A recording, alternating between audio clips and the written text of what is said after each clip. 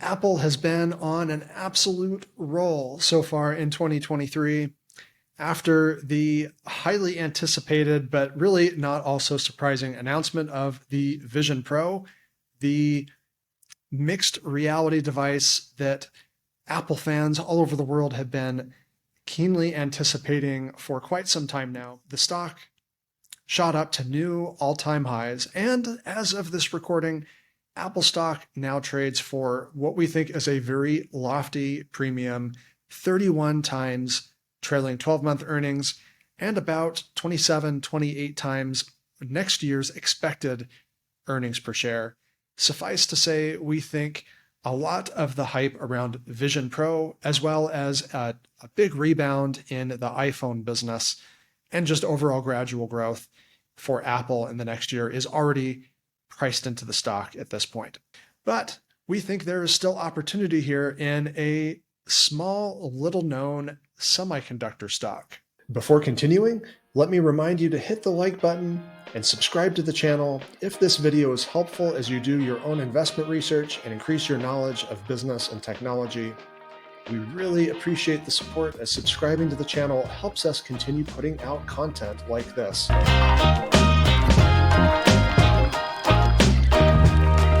Let me introduce this company to you first, though, by sharing with you Apple's Vision Pro press release. Apple, in showing off the headset and specifically what those little screens inside the headset will look like, says that there will be a custom set of micro-OLED, or organic light emitting diode displays, delivering more pixels than a 4K TV to each eye for stunning clarity. What is micro-OLED? Well, if you've looked at TVs over the last few years, you've probably seen these very large, very beautiful, high-end television sets. In the US, LG kind of led the way in this market. Samsung has a few OLED TV sets. Sony has entered the fray, and really a lot of TV makers now coming to market with their version of 4K, ultra high definition OLED television sets. High level of clarity, beautiful colors, very smooth picture. They're also very energy efficient, but a high price tag. Apple, of course, sparing no expense, saw the opportunity to put this micro OLED technology into its Vision Pro headset. Various rumors out there that perhaps a combination of LG and Samsung displays will be used to put into the Vision Pro. Others stating that maybe it's Sony. Much of this probably remains to be seen when the Vision Pro actually comes out in 2024. Stay tuned for that. But those are not the stocks that we're interested in here at Chip Stock Investor. It's not the display manufacturers themselves, but a little company that is actually behind the scenes powering this technology in the first place for decades, and that is Universal Display, or ticker symbol OLED. But first, maybe just a quick primer on what a semiconductor is in the first place, because this whole industry really is about electricity and the manipulation of the flow of electricity. That's what it all boils down to. These things are the building blocks of all computing technology, and to an increasing degree, other things outside of computing technology as well, like the electrification of everything, including EVs and the global power grid, industrial automation and such. Chips are at the heart of it all. What a semiconductor is, it's something that lies between a conductor, that's a material that actually conducts electricity, that might be copper, and between an insulator, a substance that does not conduct electricity. For example, let's say glass. For many decades, the primary substrate for this industry that creates chips is silicon.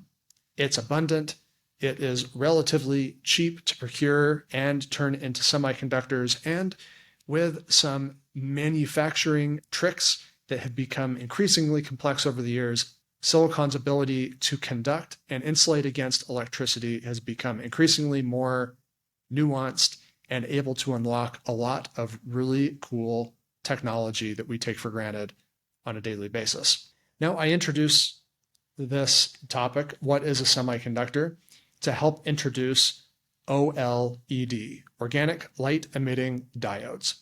So presently, by and large, most digital screen technology that you see is some sort of LCD, liquid crystal display, including LEDs. What this technology relies on is some sort of backlight. So somewhere at the back of the panel, you have a light, some sort of light source that shines through the pixels.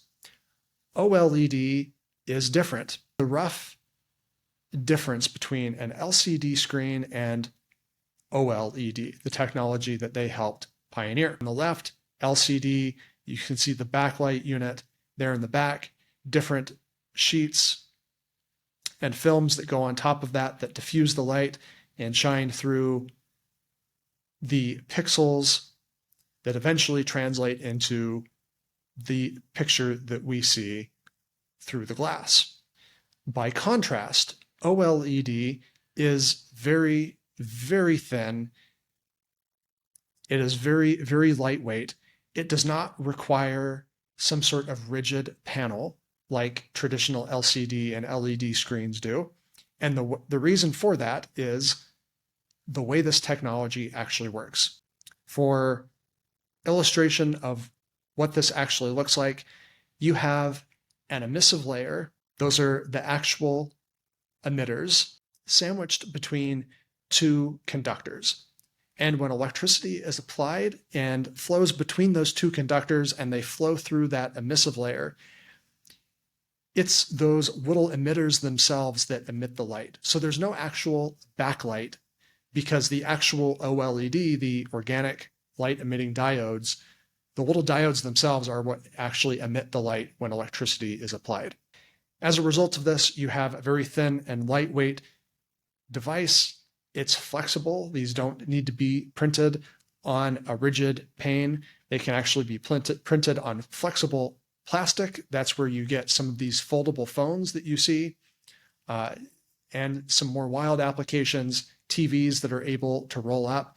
LG has been showing these off at various tech shows over the years. But pertaining to our discussion here today is power consumption, power roadmap. You can see the traditional LCD display power usage. That's just a very typical illustration of what an LCD screen uses in the way of energy. Using universal displays, FOLEDs, or phosphorescent OLED materials. Currently, they have red and green material available. You see a big reduction in power. And then blue FOLEDs, which are supposed to be commercialized starting in 2024, you get an even further reduction in power consumption. Now, what does this have to do with Apple and the Vision Pro? Well, these little displays that are going to be inside of the Vision Pro are a little bit different from those big, giant 4K OLED TVs that you see in the store. And in fact, Apple hinted at this, not just in the name that they chose, mini OLED technology, but also in the statement that there were actually going to be a higher number of pixels than a typical 4K OLED TV. How are they pulling that off? I'm going to share with you here a great little article from Tom's Guide describing what micro-OLED technology is. This is from early in 2023, so of course, prior to the Apple Vision Pro announcement, but Samsung and LG have already been talking about ramping up their manufacturing capabilities for this. But the big difference here is micro-OLED takes the typical OLED display and instead prints it directly on a silicon wafer. And doing so allows the manufacturers, LG, Samsung, perhaps Sony, to fit more pixels onto these tiny little displays. It helps increase the brightness And when you have something sitting that close to your eyes, it makes for a much better viewing experience, including the LED display technologies used in Meta's Quest headsets. Micro-OLED is very new, and as a result, it's even more expensive than your typical OLED TV. This probably helps in part explain why those Vision Pros are going to be selling for such a high price tag, $3,500 for an Apple Vision Pro, versus a fraction of that cost for a Meta Quest, the brand new Quest 3 that was announced before the Vision Pro, something more like $500 when those come out later this year. However, you're not going to get that nice ultra high definition, super pixel dense experience like you're going to get on the Vision Pro. But that could change going forward. Like all things related to manufacturing, the longer companies work on the process and are able to increase their production, the more the cost to manufacture the stuff comes down. So like anything else, micro-OLED technology will probably come down in pricing over time as Apple ramps up its production of the Vision Pro, and perhaps if later on down the road, Meta and some other VR and AR headset makers start adopting more advanced display technology like OLED, perhaps even adopting micro-OLED technology. I believe this is the eventuality for this market if virtual and mixed reality continues to pick up steam like a lot of big tech companies are hoping it will someday, augmenting even how we work with some sort of headset or glasses rather than just staring at a monitor all day, perhaps even devices that allow us to interact with some sort of hybrid of the real world and the virtual world with an augmented reality device. I think OLED technology is the future here.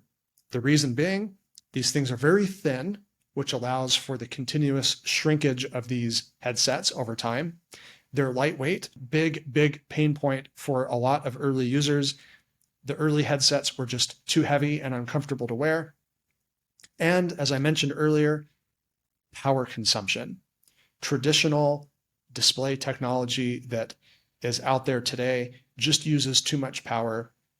Even as it stands right now, OLED doesn't completely fix this. Apple's Vision Pro apparently is going to have a battery life of up to 2 hours. That is nothing, especially if you are relying on this device for work all day. The chances that you'll want to sit next to a power outlet with that thing plugged into the wall, not very good. So the technology needs to continue to improve. Power consumption needs to continue to be driven down, and better display technology that puts less and less strain on the battery consumption will be one key to eventually pulling this off. Is this a reason to invest in universal display? Maybe. Universal display has 2 slides that I like. First of all, the overall OLED display market potential. By and large, this market is dominated by mobile, smartphones. That is the dark blue bars there. The smartphone market, as far as total revenue goes, is sort of going to flatline going forward. It's a mature market. The world is now well saturated with smartphones, but a couple of areas here where there is more expected growth. So TVs, of course, when you have a bigger panel, that means more manufacturing and, even more importantly, more materials, base materials like universal displays, full LEDs that need to be put into those panels. And then in green here, this is where things get interesting. IT and wearables. A number of elements boosting this particular area of growth. You can see in the second slide, really big exponential growth in panel area demand from this green section of the bar, IT and wearables, translating again back into the first slide here in overall revenue from the OLED display market.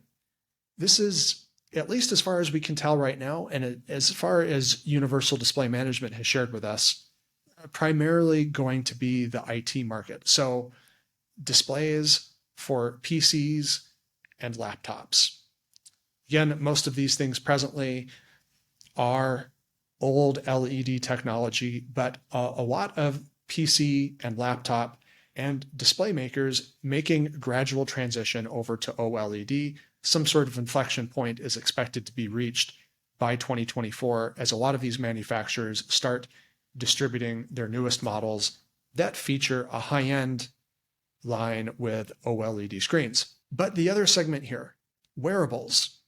This would, of course, include things like the Apple Vision Pro and the Meta Quest headsets. Remember, these little micro OLEDs that are going to be in the Vision Pro and perhaps maybe eventually down the line, some of the Meta Quest headsets are very, very small. So going back again to the second slide, the overall panel area demand, virtual reality and other related technologies that you wear on your face are not going to make up a very large percentage of panel area demand because these things are so small. They're just little discs that need to basically go over each eye. The value of these things, because it's more advanced technology, could be much, much higher than what is typical in a smartphone, a TV, and even in laptops and the PC market. A lot of potential here.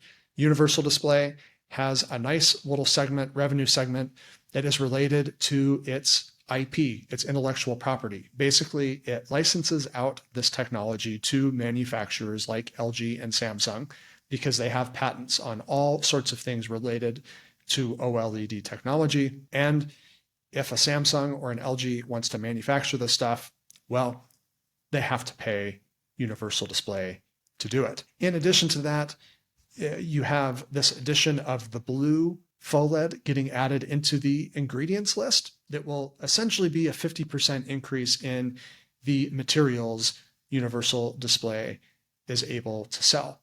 Of course, the biggest impact to that will be smartphones and TVs, but we probably shouldn't sleep on the potential from this IT and wearables segment. Showing you my ticker terminal here. Like all things related to the smartphone market, Universal Display's revenues expected to fall slightly in 2023. The company actually doing a pretty solid job of managing the downturn in the smartphone industry this year.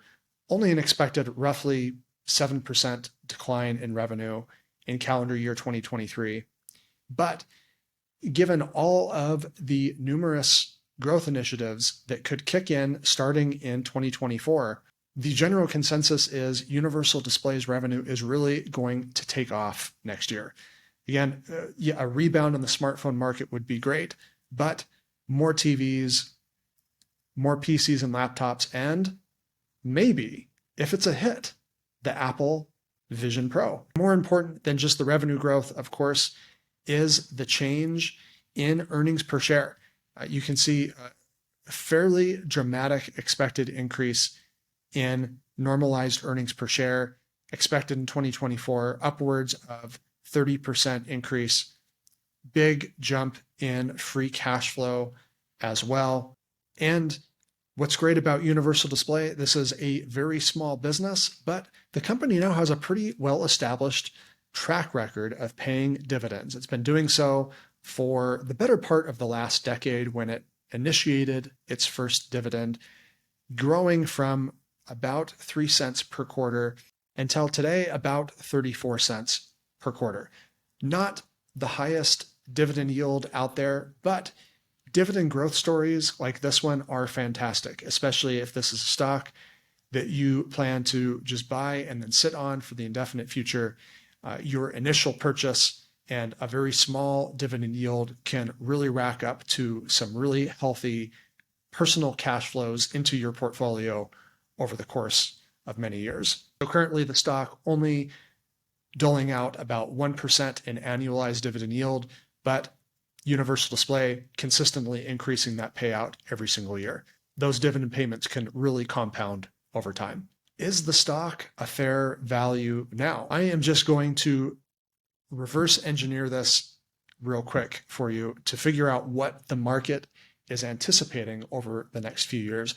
And then we as investors can decide if that is a reasonable general market consensus or not. As of this recording, Universal Display is trading for about 33 times trailing 12-month earnings per share. It's generated $4.18 in earnings per share over the last 12 months. Using that as a starting point, currently, as I record this, shares trading for 139, 140 bucks per share. How do we get to that being a fair value estimate? With $4.18, I have 25% average earnings growth for the next 3 years before leveling off to 6%. Thereafter, discount rate of 11% gets us to about $140. That would be what the market considers to be fair value, making those assumptions. So is that reasonable? On average, 25% earnings growth over the next 3 years and then leveling off to 6% thereafter could be a reasonable expectation indeed, especially if we consider most of the IT market out there does not make use of OLED. And if you think the virtual and mixed reality market is really just going to start cooking here with the introduction of the Vision Pro, Universal Display could be a great dividend growth story for the long term. We've been a shareholder for a number of years. It looked like earlier in 2023 was a fantastic buying opportunity. The last time we did an update on this company, I thought shares would maybe kind of get pulled back down to closer to 110, 120 bucks per share. That hasn't happened yet. It looks like the market has some lofty expectations for Universal Display in 2024, and that is sort of acting as a bit of a buoy for the stock price and keeping it from falling too much.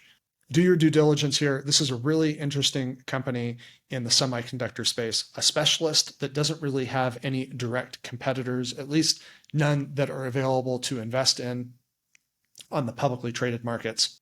It owns some key patents that it earns very healthy royalty revenue off of. And then, of course, the introduction of those new materials could be a really, really strong growth catalyst for the company in 2024 and beyond. If you're worried about the valuation being a bit on the high side, which I'll include myself in that group, I think this thing could be maybe slightly on the high side of fair value at the moment. If this is a company that after doing your due diligence on, you're interested in owning for the long term, I think this is a prime dollar cost average candidate. Perhaps fire up something on a monthly or quarterly basis and build up to a larger position over the course of a year or two.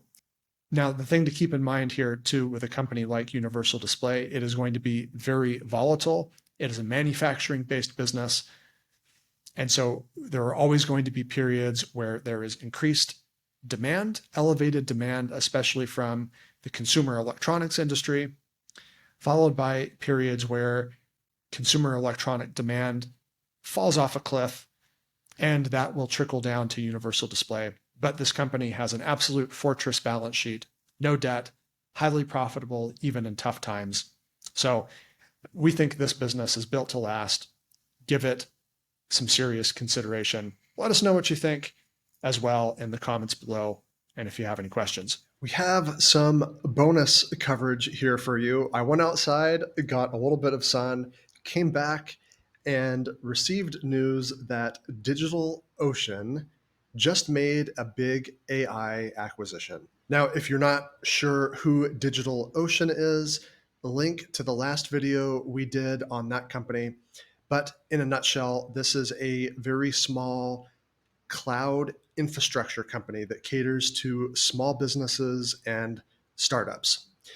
Now, if you follow along with Casey and I on Twitter, maybe you noticed after we did that last video and did some earnings coverage on DigitalOcean, I mentioned something about the company possibly adding GPUs to its infrastructure at some point in the future. GPUs, of course, graphics processing units, the stuff that Nvidia designs and the bedrock of modern generative AI systems. I say that because I had the chance to talk to CEO Yancey Spruill a couple times last year And I asked him about GPUs, and the simple response was yes, maybe at some point DigitalOcean will add this hardware and maybe some support for AI at some point in the future. Well, that time has now arrived, and I think DigitalOcean did this in a surprising manner, but in a manner that I really like. So the news was that DigitalOcean acquired a small startup called Paperspace for $111 million.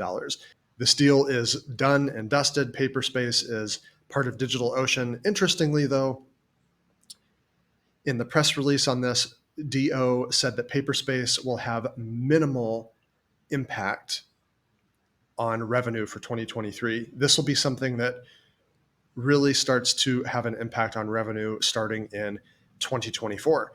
Given all the hype around AI right now, why in the world would Paperspace be basically a meaningless revenue contributor right now for DO? Well, like I said, this is a startup.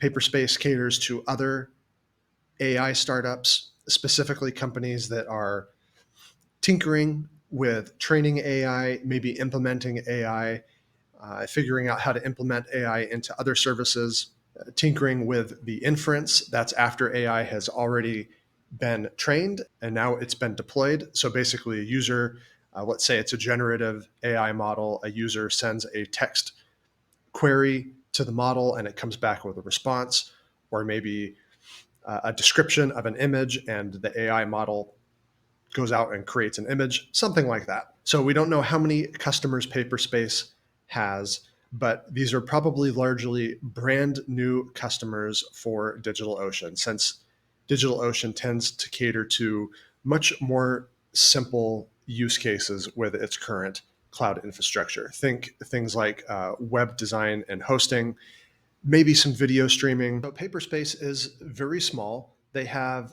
3 data center locations: California, one in New York, one in the Netherlands. And mind you, these are not Paperspace's own wholly owned data centers. These are probably co-location deals signed with a company like Equinix. Basically, what that means is they go to a data center real estate owner like Equinix and they rent space within that data center where they can install their servers, their machines that actually run the software. So you can see this map here of where those locations are.